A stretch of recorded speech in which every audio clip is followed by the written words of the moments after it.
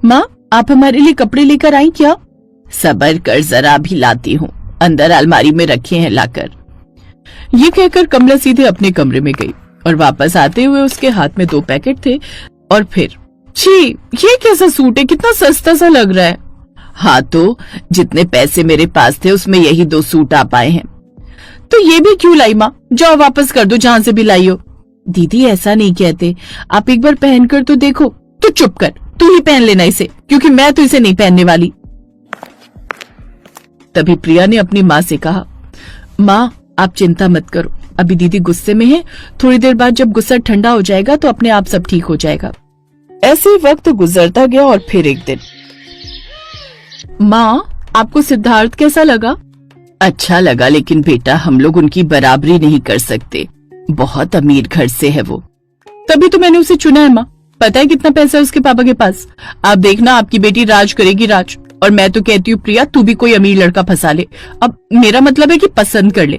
माँ की जिंदगी तो गरीबी में गुजर गई, कम से कम हम तो अपना भविष्य संवार ले। ये कैसी बातें कर रही हो दीदी?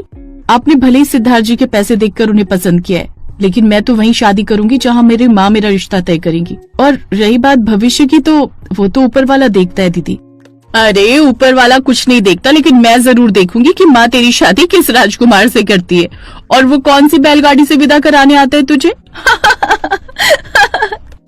कुछ दिनों बाद रिया और सिद्धार्थ की शादी हो गई। रिया वाकई अमीर हो गई थी और अपनी माँ और छोटी बहन के सामने अपनी इस अमीरी को जताने का वो एक भी मौका नहीं छोड़ती थी। माँ ये देखो, मैं तुम्हारे लिए नई साड़ी लेकर आई हूँ, और प्रिया ये ले तेरे लिए सूट, पता है पूरे 1500 का है। अब जब मैं इतने महंगे कपड़े पहनती हूँ तो कुछ भला तो तेरा भी होना ही चाहिए। थैंक यू दीदी। अरे थैंक यू छोड़, और जल्दी से मेरी तरह कोई अमीर लड़के से सेटिंग बिठा ले। अब तेरा होने वाला पति मेरे ससुराल भी तो आएगा ही, तो इस बात का भी ख्याल रखना जरा। ऐसे कुछ और साल बीत गए और फिर कमला ने प्रिया की शादी आकाश से तय कर दी। आकाश बहुत ही अच्छा और संस्कारी लड़का था। और फिर शादी के बाद ससुराल में, आपका स्वागत है भाभी। वाह भाभी, आप तो बहुत सुंदर हो। सच में भैया, किस्मत खुल गई आपकी तो। अपनी तीनों नंदों की बात सुनकर प्रिया शर्मा गई। उसकी तीनों नंदे मेघना, मोहिनी और मेघा बहुत प्यारी थी। भाभी आपसे बात करके बहुत अच्छा लगा, अब हम अपने कमरे में चलते। भैया को भी तो आपसे ढेर सारी बातें करनी होंगी ना। चुप कर शैतान कहीं की। अच्छा भाभी, आपको किसी भी चीज की जरूरत हो तो मुझे आवाज दे देना। ठीक है। अब एक बात कहूँ? हाँ बोलो ना भाभी। आप तीनों बड़ी ही प्यारी हो। अपनी तारीफ सुनकर तीनों बहनें मुस्कुराकर अपने कमरे में चली गई और फिर आकाश कमरे में आया। तो क्या बातें चल रही थी भाभी और नंदों के बीच? कुछ नहीं, मैं बस ये कह रही थी कि वो तीनों बड़ी ही प्यारी हैं। हाँ ये तो है। पता है, माँ बाबूजी के जाने के बाद मैंने इन तीनों को अपनी बहनें नहीं बल्कि बेटियां मानकर पाला है। ये कहते हुए आकाश की आंखों में आंसू थे। फिर उसने लंबी सांस लेते हुए आगे कहा, वो रात में कभी नहीं भूल सकता। एक औरत इन तीनों बच्चियों को हमारे घर के बाहर छोड़कर चली गई और उसके कुछ दिन बाद ही मेरी माँ और बाबूजी को कुछ लोगों ने मार डाला। वो लोग कौन थे, कहाँ से आए थे, कुछ पता नहीं चला, लेकिन तब से तीनों ही मेरा परिवार बन गई।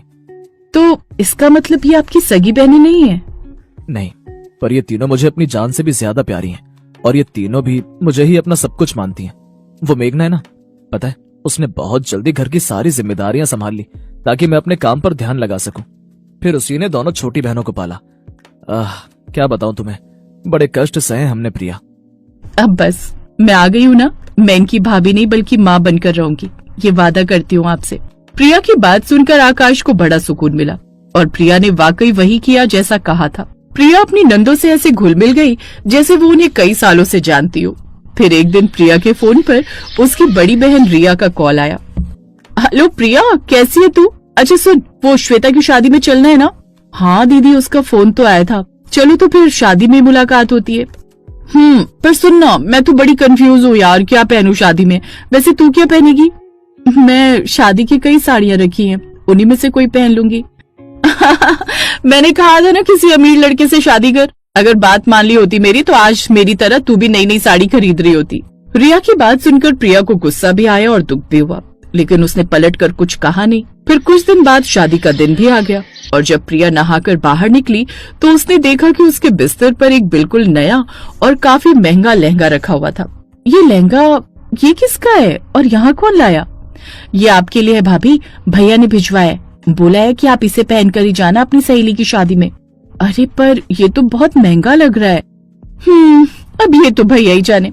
वैसे एक बात तो साबित हो गई कि वो आपसे प्यार बहुत करते हैं। उस लहंगे को देखकर प्रिया बहुत खुश हुई, लेकिन शादी में उसे इतना बढ़िया लहंगा पहने देखकर रिया की आंखें तो फटी की फटी रह गई। ऊपर से वहाँ हर औरत प्रिया के लहंगे की तारीफ कर रही थी। ये सब रिया से देखा नहीं गया और उसने चिढ़ते हुए प्रिया से कहा, अरे प्रिया, तू तो बड़ी सुंदर लग रही है। वैसे इतना महंगा लहंगा किराए पर लिया है या फिर इसे खरीदने के लिए कहीं तेरे पति ने अपनी किडनी विडनी तो नहीं भेज दी ना? रिया की बात सुनकर वहाँ मौजूद औरतें हंसने लगी, जबकि इस बात पर प्रिया को बहुत गुस्सा आया और वो वहाँ से बिना कुछ कहे चली गई। रिया की अच्छी खासी बेइज्जती हो चुकी थी जो उससे बर्दाश्त नहीं हो रही थी। इस बात से रिया इतना गुस्सा हुई कि उसने अपनी कार उठाई और प्रिया के ससुराल की तरफ बढ़ गई। वहाँ पहुँचते ही उसने गुस्से में प्रिया के घर में आग लगा दी। तभी आग देखकर, हैं? ये आग कैसे लग गई? तुम सब जल्दी बाहर निकलो। हे भगवान, आग तो हर तरफ फैल गई है, बाहर निकलने का कोई रास्ता नहीं है। हे भगवान, चाहे मेरी जान ले लो लेकिन मेरी नंदो को बचा लो। प्रिया भगवान से प्रार्थना कर रही थी और उधर बाहर रिया जोर जोर से हंस रही थी। तभी मेघना ने मोहिनी और मेघा को कुछ इशारा किया। मेघा ने फौरन आंखें बंद की और फिर पूरे घर के ऊपर जोर से बारिश होने लगी, जिससे कुछ ही पलों में आग बुझ गई। और फिर मोहिनी ने अपने लंबे हाथों से सीधे रिया का गला पकड़ लिया। ये क्या? ये सब तुम सब? हम तीनों बहनें परियां हैं। हमारी माँ ने एक शैतान के डर से ही हम सबको आकाश भैया के घर छोड़ दिया था और फिर बाद में उसी शैतान ने हमें और आकाश भैया को अनाथ बना दिया। तब आकाश भैया ने हमें पाला और अब हम अपनी भाभी की जान लेने की कोशिश करने वाली इस औरत को नहीं छोड़ेंगे। मोहिनी, छोड़ दो दीदी को, हम फिर से अपना घर बना लेंगे। इन्हें सबक मिल गया है। मेरी बेइज्जती करने चली थी और खुद सबके सामने अपमानित हुई। दीदी चली जाओ यहाँ से, इससे पहले कि मैं इन्हें रोक न सकूं। इतना सुनते ही रिया गिरती पड़ती वहाँ से भाग निकली और फिर प्रिया को कभी किसी ने परेशान नहीं किया।